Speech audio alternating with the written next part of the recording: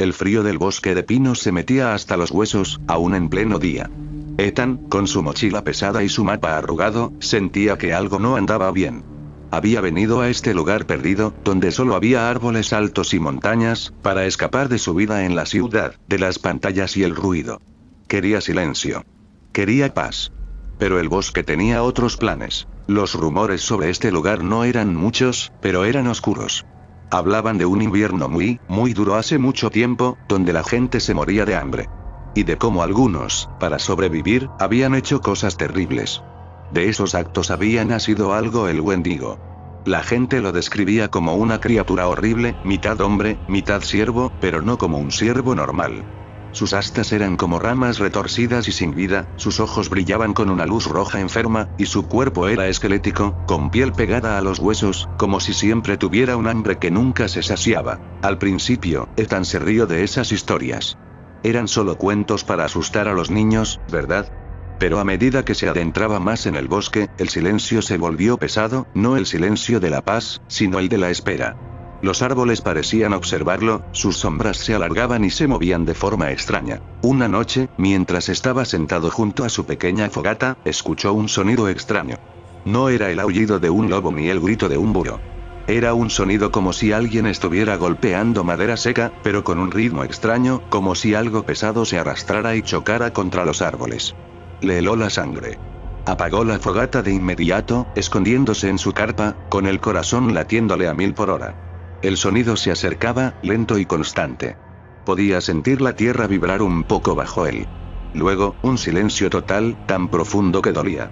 Pasó la noche sin dormir, apretando la navaja que llevaba. A la mañana siguiente, había huellas extrañas cerca de su campamento.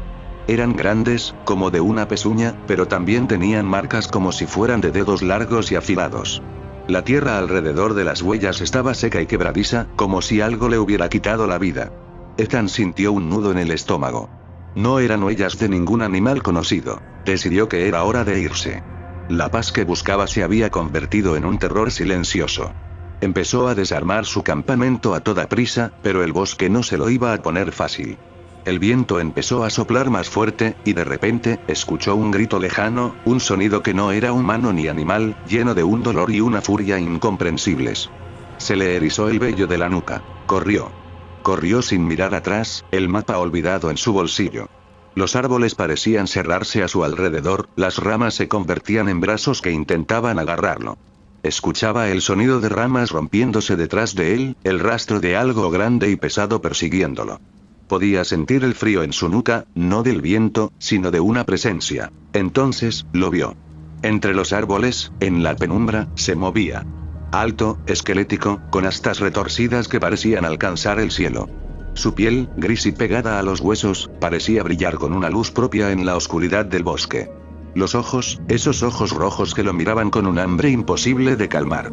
Era el Wendigo. Lucas se tiró al suelo, escondiéndose detrás de un tronco grueso, con el corazón golpeándole las costillas. El Wendigo pasó muy cerca, su aliento, frío y con un olor a carne vieja, rozó la mejilla de Lucas.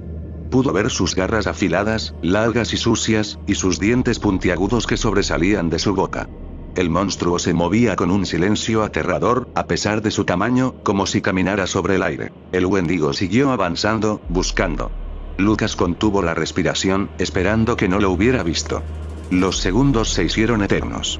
El monstruo se detuvo a unos metros, y giró su cabeza de ciervo hacia Lucas, como si lo olfateara. Y de repente, el Wendigo habló.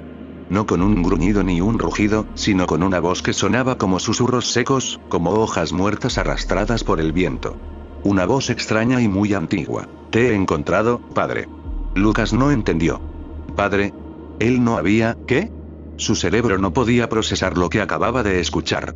El Wendigo, con sus ojos rojos fijos en él, dio un paso adelante. «El hambre, siempre el hambre, tú me la diste».